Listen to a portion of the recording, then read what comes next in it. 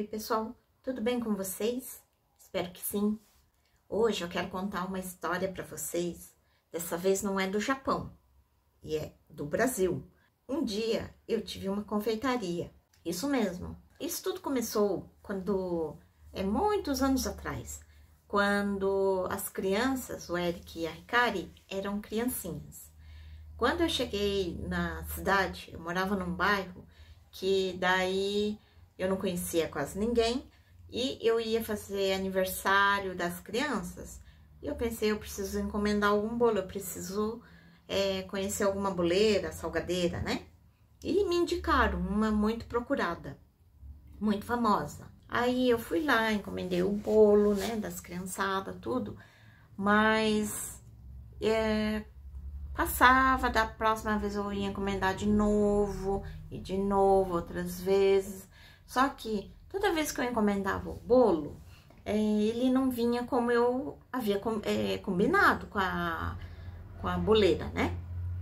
Aí, ora era a cobertura, o recheio, sempre era alguma coisa que não fez como eu havia pedido. E tinha muitos atrasos na hora que eu ia buscar nunca estava pronto, né? E também tinha os salgados, quando eu encomendava, ele vinha tudo jogado na caixa, sem capricho, vinha com os pontos escuros da fritura, sabe? Quando já passou.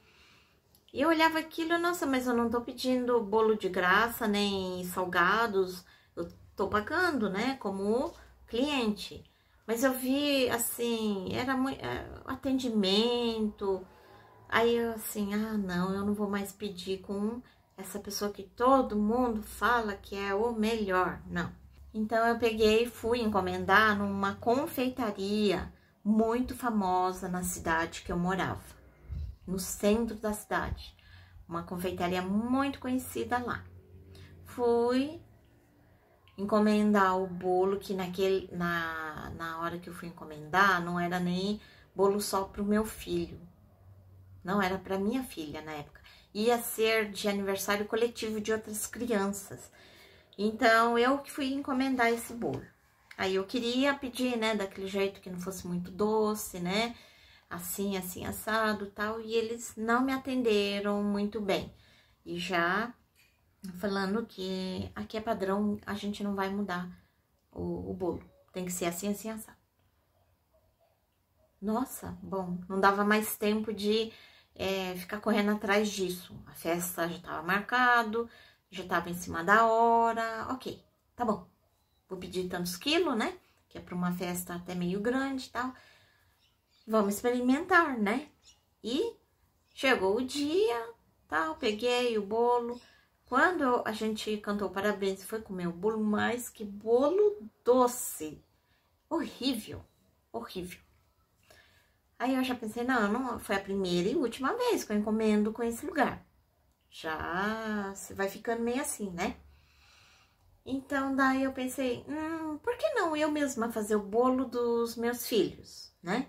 Posso tentar. Eu só sabia fazer o bolo como todo mundo sabia, né? Mas eu vou fazer o que eu puder, né? E fiz uma festinha pro Eric, ele era criança na época.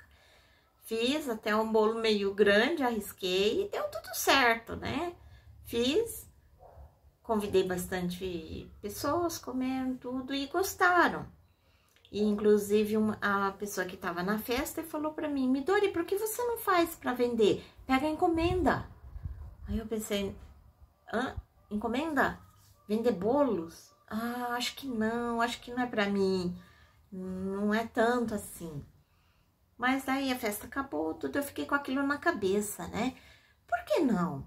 Afinal, eu tava passando por momentos que muitos passam, né? Assim, uma crise financeira, né? Não tá fácil pra ninguém. Pra mim não era diferente, né? Aí eu pensei, por que não tentar fazer bolo pra vender? Mas pra isso, a nível de venda, eu precisaria estudar mais. Eu precisava... eu não sabia quase nada, né? A gente sabe, é o nosso bolo torto, básico para casa, né? E fui atrás. E até que eu aprendi a fazer os bolos, né? Recheios, tudo. quantidades, né? Para quanto que tem que ser, quantos quilos, né? Para quantas pessoas. Aí lançamos. Primeira freguesa nossa foi uma professora. Foi a mãe de uma amiga da gente. Ela encomendou o primeiro bolo, nós atendemos, né? E já queria colocar no meu atendimento, aquilo que não me fizeram era personalizado. Ou seja, como que você quer o recheio, como que é a massa, muito doce ou suave, eu fazia todas aquelas perguntinhas. Aí eu fiz, né, tudo e deu certo. Aí teve mais pedidos e outros, aí começou a ter aquela divulgação, propaganda de boca em boca, né? O pessoal vai chamando todo mundo. Aí começou a aumentar mais freguesia, mais pedido. E eu comecei a atender e foi indo. Tava indo bem, eu comecei a vender os bolos, sabe? Eu tava muito feliz. A aceitação, né? O pessoal tava aprovando. Aí uma vez teve uma cliente que chegou e falou assim: eu pegaria com você bolo se tiver salgadinho e docinho. E eu não estava preparada. Eu pensei que eu fosse vender só bolo, mas o salgadinho e os docinhos já é um desafio. Então eu pensei, sim, eu faço sim, faço sim. Corri para aprender a fazer, porque a gente só sabe fazer o pastelzinho, né? Já tem a massa pronta, né? Gente, lembrando que era a confeitaria que eu tive era a convencional, na época de farinha de trigo, tá? Aí eu fui aprender a fazer os salgadinhos, né? Que seria coxinha, risoles, assados, quibes, empadas, fiz de tudo, folhados, pastelzinho assado, nossa, quiches. Eu fui uma das primeiras a lançar quiches para festa, salgados, assados na cidade. Depois, hoje, lá naquela cidade inteira, todo mundo faz. E depois eram os docinhos. Os docinhos eram um desafio também, porque nem brigadeiro eu não sabia fazer. Só sabia fazer o beijinho de coco, que esse não tem erro no ponto, mas o brigadeiro não é tão simples assim, né? E fui aprender, tive orientação com uma grande profissional em doces, aprendi os doces finos, aprendi tudo, foi muito bom. Aí eu comecei a pegar encomendas para festas mais importantes, maiores, né? Festas de 15 anos, né? Bodas, aniversários assim de 200 pessoas, né? Então começou a crescer muito, né? E tava vendendo muito. Nossa, eu já tava com um paredão cheio de comanda, o mês inteiro, todo dia tinha pedidos. E depois, daí teve um dia que teve uma cliente que falou assim: a gente gosta dos seus produtos, mas não é sempre que tem encomenda para festas. A gente gostaria de poder ir numa loja e comprar um pedaço de bolo, salgados, né? Foi quando eu pensei, então eu tenho que abrir uma loja. Agora não dá para ser só por encomenda, porque eu morava num apartamento na época. Então foi o que eu fiz. Nós alugamos uma loja bem pequenininha lá no centro da cidade e começamos a atender para ter bolo, salgado, sobremesas, né, tudo. E foi indo, né, a gente ficou por um ano no aluguel, até que a gente construiu a nossa própria confeitaria, bem maior, né, grande. Aí, nossa, aí disparou, né, comecei a vender muitos quilos de bolo. Sábado era o grande dia de muitas festas, eu entregava muitos bolos gigantes, né? Era de tudo quanto é tipo de festas. Eu fazia, né? E sempre lembrando, atender de forma personalizada. Não queria que meus clientes se sentissem como eu me senti quando eu estava na posição de cliente, né? E foi crescendo, crescendo bastante. Eu fazia tanto bolo, mas tanto bolo, só para vocês terem uma ideia, eu vendia por ano mais de 8 toneladas de bolo. É bolo pra caramba, né? Até que, como eu comandava a cozinha, eu elaborava tudo, o que vai fazer, o que não vai fazer, né? Chegou um dia que eu tava esgotada, não queria mais trabalhar. Tava, assim, eu precisava cuidar da minha saúde, porque eu já tava trabalhando de domingo a domingo, né? E, por um lado, eu ficava muito feliz com os bolos que eu fazia, porque eu sempre gostei de mexer com essas coisas. Mas eu tava esgotada. Fisicamente, eu estava muito cansada. E foi quando eu resolvi fechar. Muitos não entenderam por que eu fechei. Eles se sentiram órfãos. Eu fiquei muito triste. Mas eu não aguentava mais, né? Aí eu pensei em fechar.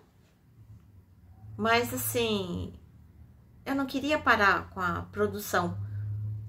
Aí eu ainda consegui continuar com a loja fechada, mas eu tava pegando algumas encomendas de bolo, que fosse só bolo, então, né?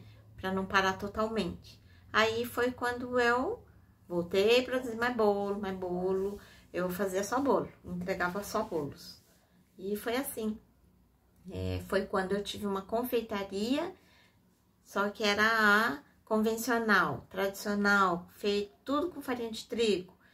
Tinha salgados, assados, fritos, bolos, tortas, tinha bolinho de chuva, tinha também. E muitas sobremesas, eu fazia de tudo. E aí até que eu fechei e eu acabei indo para o Japão. E lá no Japão eu descobri que eu tinha intolerância ao glúten, né? E justamente eu trabalhava com farinha de trigo, que tem glúten, né? E daí eu comecei a estudar mais sobre o sem glúten. Foi quando surgiu os canais Marta Midori Gluten Free, Confeitaria Gluten Free. É eu que faço lá as receitas também. Então, quem que ainda não conhece, entra lá, se inscreve, lá só tem receitas. E lá para aquele canal do Marta Midori Gluten Free, vai ter surpresa lá na frente, fica de olho, vai aguardando que a gente vai contar depois, né? E foi isso, a minha história. E por isso que eu não parei. Eu comecei agora outro caminho. Eu continuo com a parte de pães, bolos, né? Salgados, tortas, empadão, só tem comida gostosa. Mas tudo sem glúten, né?